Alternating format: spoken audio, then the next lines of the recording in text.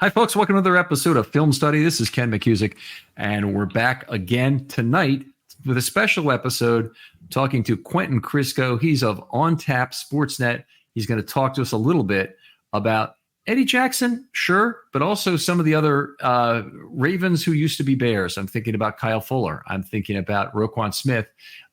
Guys like that who got rejuvenated somewhat in Baltimore. Kyle Fuller's was very short before he was hurt. Roquan is still going on, though. And talk about some of those players and maybe what helped them become a better player in Baltimore than they had been with Chicago. So first of all, Quentin, really appreciate you coming on. Thanks for joining me. Yeah, Ken, thanks for having me on. I'm excited to talk football any place, anytime. So I'm just glad to be here. All right. Impressive looking man cave down there with the Butkus jersey in the background. For those who are listening to the audio version of this, which that's all you get on this channel. You would have no idea I'm in South Philadelphia right now. Well, fair enough. So anyway, the Eddie Jackson signing is I wouldn't say it's polarized the Baltimore community at all, but most people are fairly optimistic about what he could be. The Ravens have had a number of players in recent years come to this defense and get kind of a Ravens uplift of playing in a better structure. I don't want to pin that on the Bears, but I think that's probably been true of the Bears defense the last few years. That Josh Bynes came here late in his career twice and bailed the Ravens defense out as the Mike linebacker. LJ Fort came in, basically a cast off at his 8th or 9th season, played well. Marcus Peters, of course, came in. He was over 9 yards a target with the Rams.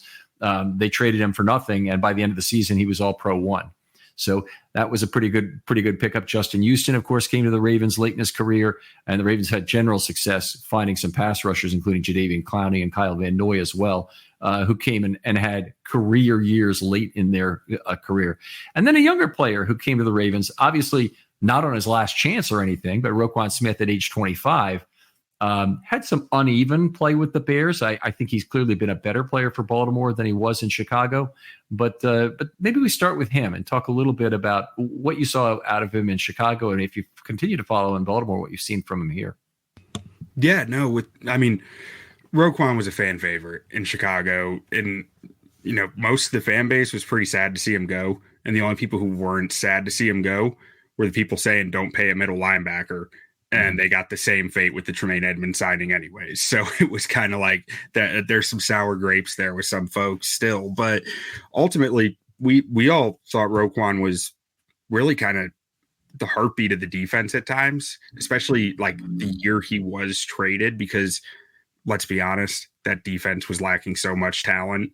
And Roquan was really one of the only guys making plays out there. Him and Eddie were probably the only two guys consistently making a difference for the Bears in, what was that, 2021 or 2022? 2022 when he was traded, I believe. Mm-hmm.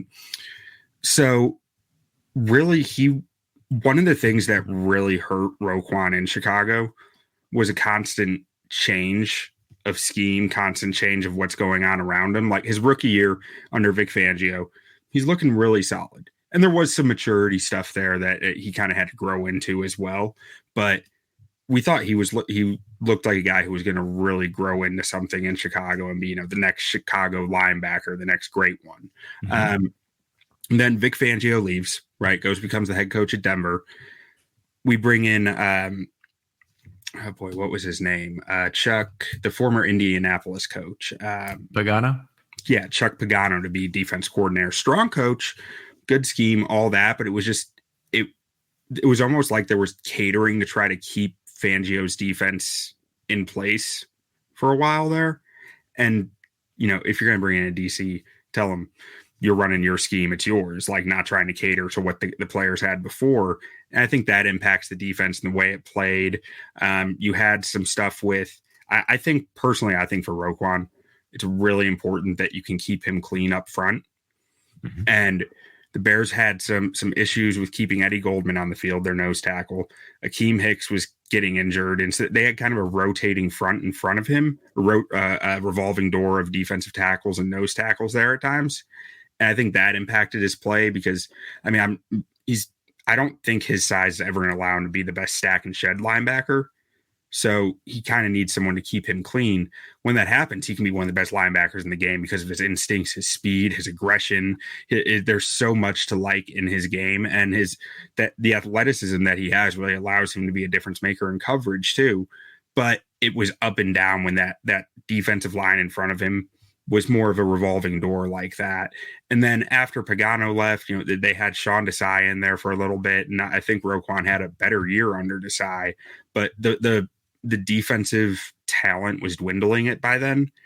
And you still had kind of the same issue. Roquan was having to pull more weight, and that's just tough on a guy who was 23 at the time, maybe 22, 23. And then in comes Matt Eberflus, whole different 360 change on the defense, right? You go from a 3-4 base, but a 3-3 base, I guess, with a nickel. But that one gapping scheme required Roquan to be more of that stack shed linebacker. So let's that specific alignment you're discussing. If he has 3 down linemen, 2 outside linebackers, 1 inside linebacker, I would call jumbo nickel. I understand the Bears call it penny within their system. I'm not sure exactly what they call it, so I'll trust you there. But okay, but it's 1 inside linebacker, right? So you're sacrificing an inside linebacker to get an extra defensive lineman on the field when you also have 5 DBs. Yeah, I think so. You're saying under Eberflus's scheme right now?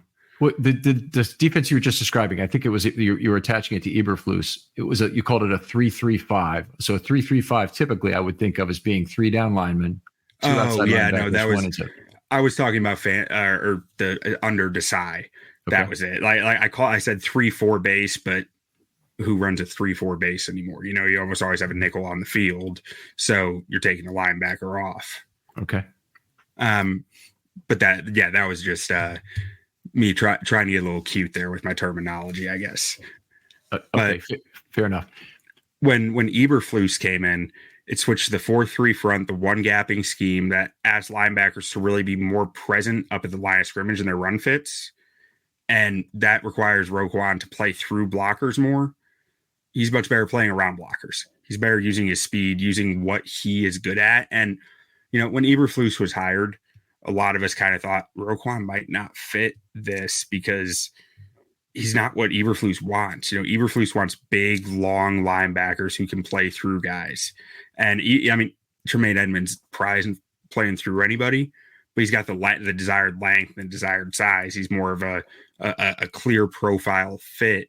And there was always a little tension, I think, between the Bears staff and Roquan over that and over his utilization within the scheme, because the Bears staff wasn't looking at their player and saying, let's make sure he's doing what he's good at. They were looking at the player and saying, let's fit him in this round hole over here and see if it works. Okay, so there has been a little bit of that with Roquan in Baltimore. And I'm not saying they force him to do what he's not good at specifically, but it's more like they're a set group of responsibilities. And Patrick Queen wasn't a good coverage linebacker. Mm-hmm. And I don't think Trenton Simpson is going to be necessarily either. But since Roquan can do that, he probably rushes the passer a lot less than he otherwise might, because he's such a valuable coverage asset to move around, keep in zone while you have your will linebacker run free and try and make a play. There's definitely been some of that, but the thing we've been really impressed with Roquan about, I'm speaking for myself, not all Ravens fans, is his recognition skills are just much, night and day versus Patrick Queen at that Mike linebacker spot in terms of getting to the spot quickly, recognizing where the ball is going, and fitting the run very well. And you mentioned using his quickness there before, and that really improved Queen's play as well in terms of him trailing that play. Mm-hmm. Queen, not the leader in terms of getting him. And you think Roquan is a bad stack and shed player. Patrick Queen was a hell of a lot worse. So much lighter. And obviously Roquan has the dog in him to do it. It's just more a size question with him. That's a good insight into Roquan. I guess it's easy for me to see how at age 25 he could come to a Ravens defense. They could find, the right role for him. And certainly he's done a lot for the Ravens, and they have asked him to do some things that are probably not his top things to do. But still, he's certainly played very well. I guess the question now comes up with a player like Eddie Jackson, who's really certainly on the back nine. I think there's a question of whether he's on the back three or not at this point, whether he's on the 16th hole or the 13th hole. But we're seeing a guy who has given up 10 yards a target total for the last 4 years. If you look at PFR, it's 10.4 yards. If you look at PFF, it's 10.0 yards. Either way, it's not good. He did have a really good year in 22, but I kind of want you to tell me how the injury has played into his performance over the last couple of years. Yeah, so the injury, I believe it was a torn Achilles in 2022, got back for the 2023 season, but I would say not quite the same guy. Like that Achilles at his age is a really tough injury. You tend to lose some athleticism, or maybe not tend to, but you run the risk of losing a little bit of that burst. And that burst is something that kept him in a really strong territory of safeties, in my opinion, for a few years now, where it wasn't quite there in 23 last year.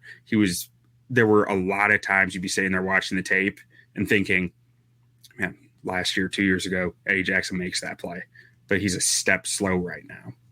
Okay, so early December of 22 is when he was reported to have some sort of a Liz Frank injury, which was not going to require surgery.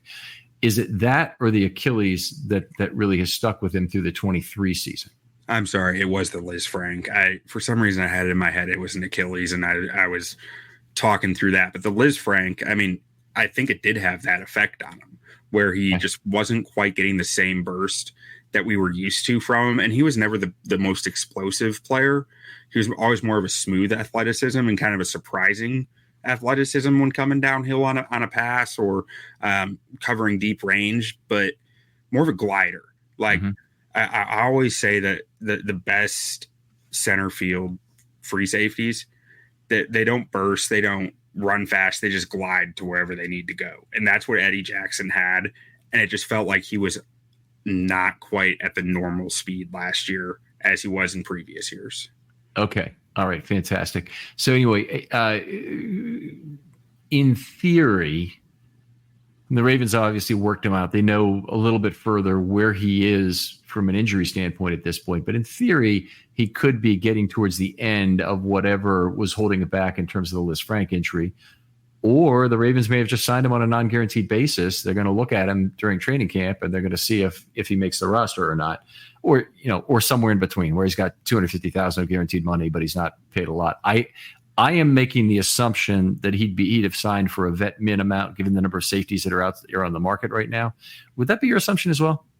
Yeah, that's what I would think. I mean, I who knows why maybe he just didn't want to do OTAs and all that, and that's why he sat this long. But I have to think a guy who's signing at this point is probably a minimum guy. Okay. All right. Very good. Okay. The other thing, you want to talk a little bit about why the yards per target number is so high. I know you had some theories you were bringing forth in the production meeting. Anything you'd like to talk about there? Yeah. I mean, so ultimately, I think because you'd mentioned the stats were pretty rough, 2020, 2021, and then kind of came back around 2022. You look at that Bears secondary then, I mean, you had Jalen Johnson and Eddie Jackson who were, don't throw at those guys because you have these other three players out there in coverage who I believe it was like Tashawn Gibson, Kendall Vildor, and a revolving door Nickelbacks. I think pre-show I said to you a clown car of Nickelbacks. Like it was just a bunch of different guys. But you'd watch the tape and you would see opposing quarterbacks find where Eddie Jackson was and then throw the other way because it was kind of like, why would I throw at this guy when I have these guys to throw at? So as far as the stats go, I think there were moments where Eddie Jackson was probably the closest defender on some of them, but I'm not sure whether I would say that it was automatically on him. There were a fair amount of coverage busts, and when he was thrown at, it was a complete bust. Like, so when he did get thrown at, it was like, I believe his completion percentage for a lot of the time was somewhere around 70 or 80%. So it was like, when he got thrown at, it was like, okay, well, there's a complete bust out here. Maybe the guy was pressing. Maybe he was trying to make a play because the Bears were down by 15 point or 14 points, 20 points late in the game. And he was saying, I need to jump a route. But I don't think the numbers were as bad as the tape in those years and in 22, I think we saw him get a bit of a resurgence of like under a D coordinator who is looking for ball hawks and Matt Eberflus, like looking for turnovers. His entire defense is driven by turnovers, giving him the green light to go get the football. And he was doing it pretty well before that injury. I think you're on mute, Ken.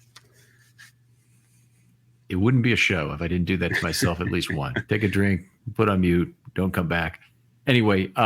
Every year, data breaches are on the rise. In 2022, the number of victims shot up nearly 41.5% from the previous year.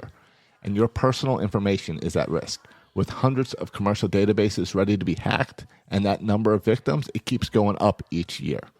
Plus, the U.S. has another big data privacy problem, the people search sites. You guys have all seen these. These are websites that create detailed personal profiles on millions of Americans and then publish them online for anyone to see. Your address, your phone number, even family details are just a click away. But there's a way to protect yourself. Meet Incogni. Incogni reaches out to data brokers on your behalf, requests the removal of your personal data, and handles any objections they may have. This means less stress for you and more peace of mind. With Incogni, you can safeguard your information from cyber criminals who steal social security numbers and other sensitive personal data to commit identity theft. Imagine the relief of knowing that your personal data is no longer easy prey for hackers.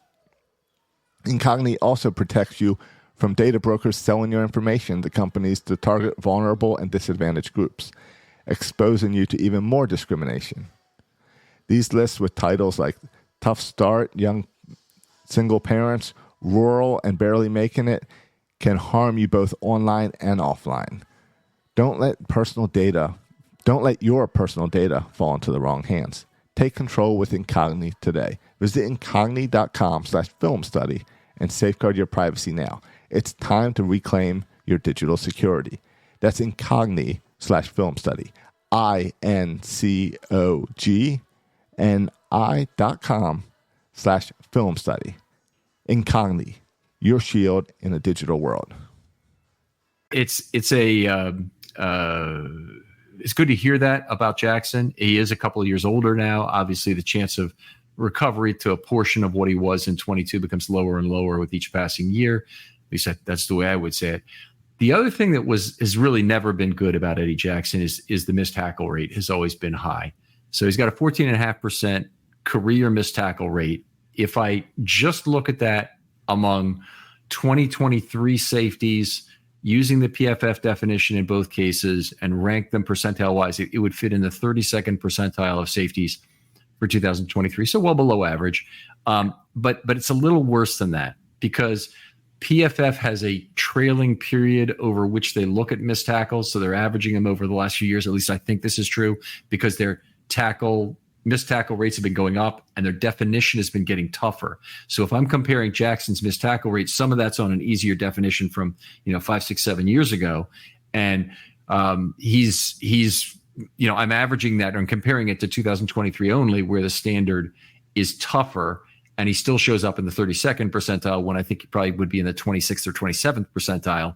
Not that that's not huge a difference, but he's on the wrong side of the grading curve in terms of how it's been for the last few years. So hopefully, in division in particular, one of the reasons the Ravens really can't go with Ardarius Washington, I believe, who's a 5'8", 175-pound guy back there, might not be instincts. I think the real problem is that he's really too small for the tackling responsibilities of the position.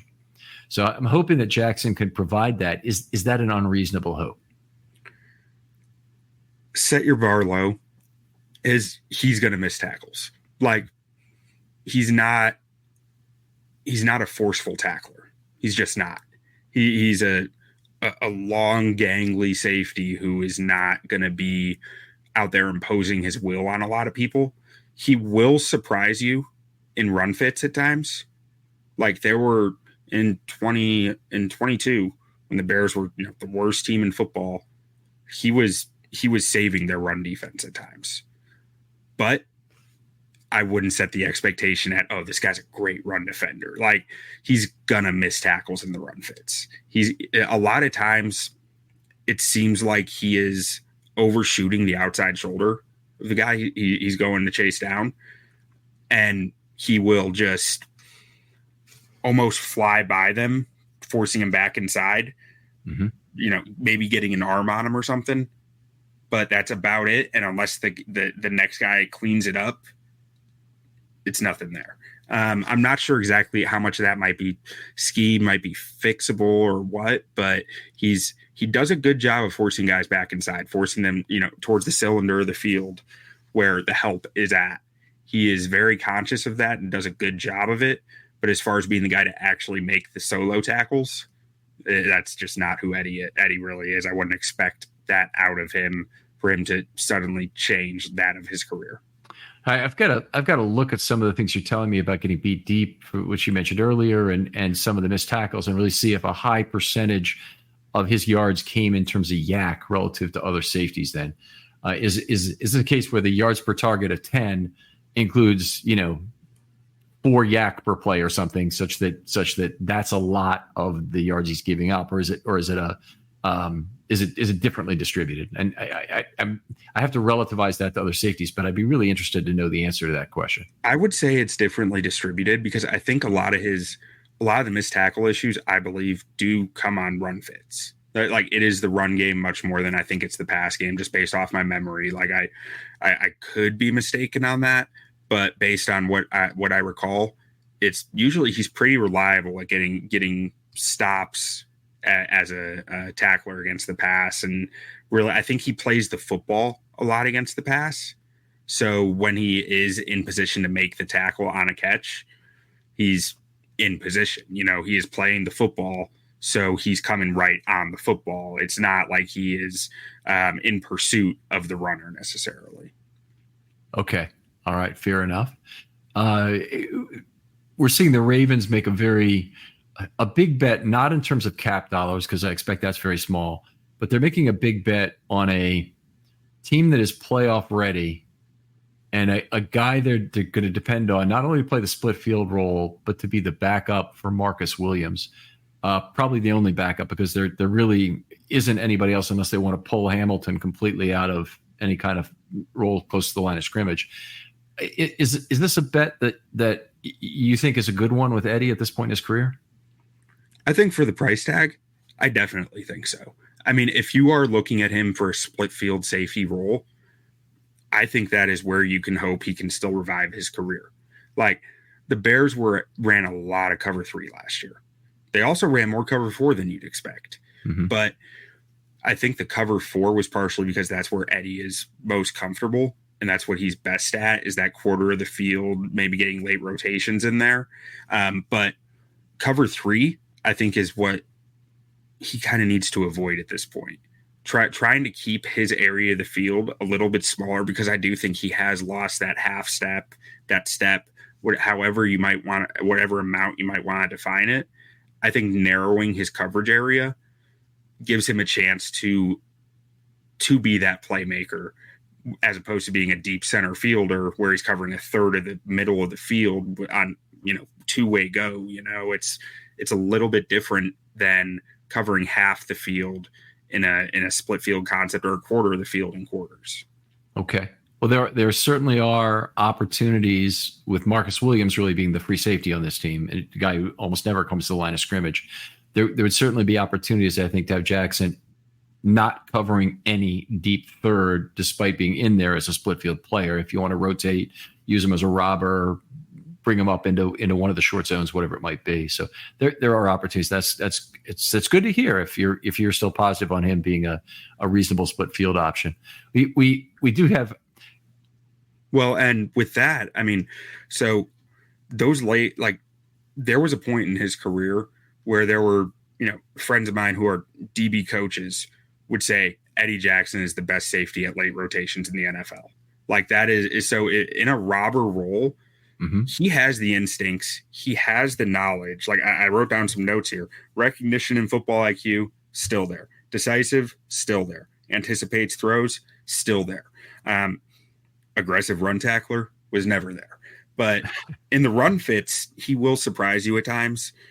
Deep cover zone and range over the top, that's where I have question marks, though. That used to be clear positives of definitely there.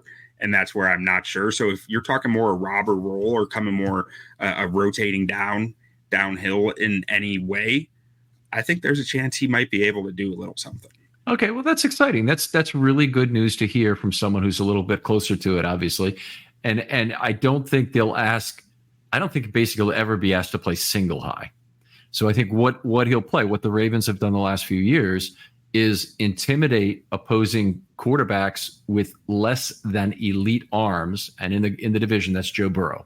He's got just very average arm. Is actually distinctly worried about throwing the ball deep with two safeties there. And with Geno Stone and Williams, the Ravens really forced Burrow to go to the outside and short a lot. And so if Eddie Jackson can fulfill that component, now you talk about range on the deep, but oftentimes that means range out of single high deep. If he's in a split field role, you're naturally taking his responsibility set down from what I would call, 60% of the field to half the field. So right there, you should get a benefit in terms of how much area he has to cover. The instincts are still good enough, you think, to have the range to at least be able to understand where he needs to be. Yeah, I mean, so really, I mean, I tend to think instincts don't disappear. It's just more like your perception of what you can do and where you need to be to do something, right? So that's where last year we did see him a step slow on a lot of stuff, and the instincts didn't quite sync up with the physical needs. But I do think that he's the type of player who can understand and adjust as he needs to. We've seen him adjust his role with the Bears multiple times. I do think that he didn't think he lost anything last year, and I think he might come off the season saying, I lost something, and how am I going to fix it? Like we've seen him bounce back from stuff before. So I hope he can do it again, because he's probably one of my favorite Bears of the last 5-6 years, something like that, since he was drafted. So I do think there is a chance that he can do something there. And I do think a lot of what we saw last year was that single high, because you look at the guy, he was playing next to Jaquan Brisker. Jaquan Brisker's a lot of fun. Jaquan Brisker will smack you in the mouth. He's going to come down hard on the cover 3 buzz and kill that flat guy. But he's not a deep safety. So that put a lot of onus on Eddie last year, while dealing with the comeback from the injury, the potentially lost step and aging and all that, in more of a more defined specific role. I do think there could be something there. All right. Well, I'm already more optimistic hearing this, what I think is a fairly measured and reasonable take about it. Let me toss out one other thing. Eddie Jackson, early in his career, had incredible second man to the ball skills, tip balls, being there to force fumbles as the second man to the ball in particular. I think there is even some criticism of him for being too aggressive at trying to force fumbles as opposed to make tackles. But talk a little bit about that. Yeah, I mean, I think that's part of his missed tackle numbers.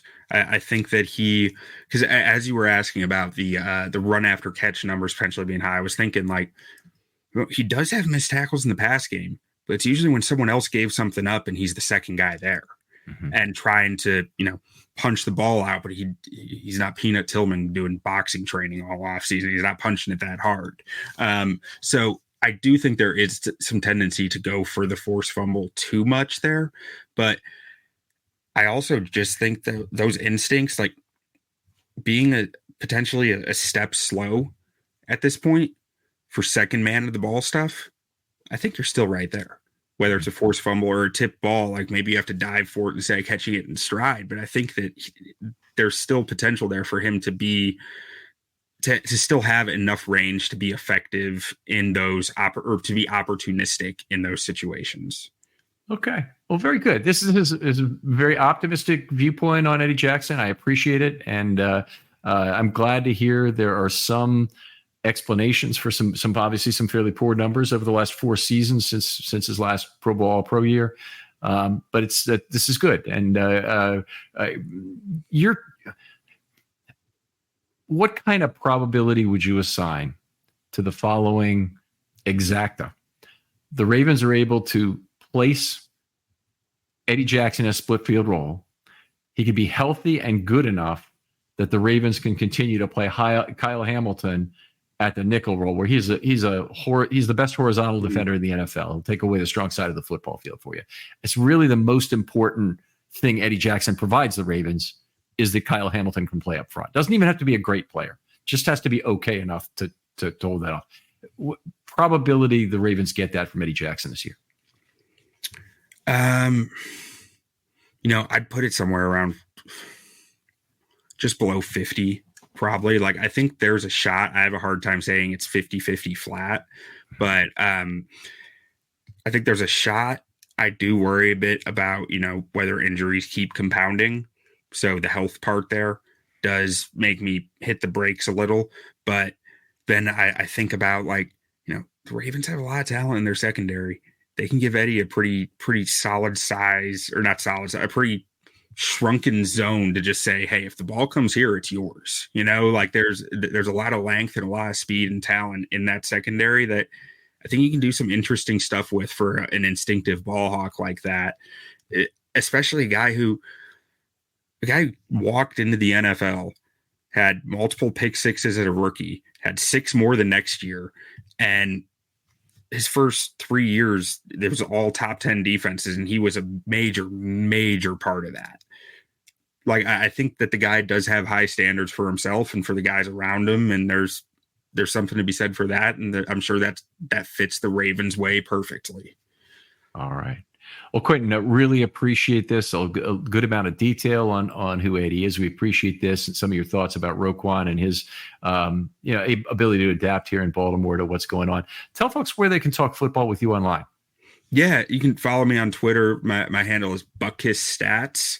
So at BuckhissStats. I also write for On Tap Sportsnet. It's a Chicago sports blog, and more than just Chicago sports. We cover a whole plethora of stuff, and also the Bears On Tap podcast for Bears talk, and the Shaving Points podcast for NFL talk. We're going through our series right now, going team by team and talking through the whole roster. Okay, it's that has a gambling ban. I'm taking yes. It if it's Shaving Points. Yeah. Okay, very good. All right. I appreciate you coming on. Other folks out there, if you want to be on a film study short, hit me up. DMs are always open on Twitter. We're really talking about an open set of opportunities now. We've really missed the opportunity to do another concerns podcast at this point. There will be an opportunity before the regular season starts, perhaps to do 1 or 2 more of those. DM me if you'd like on that. Otherwise, if you'd like to do recollections, those are still open as well. Quentin, thanks again for joining me. Yeah, thanks for having me, Ken. And we'll talk to you next time on Film Study.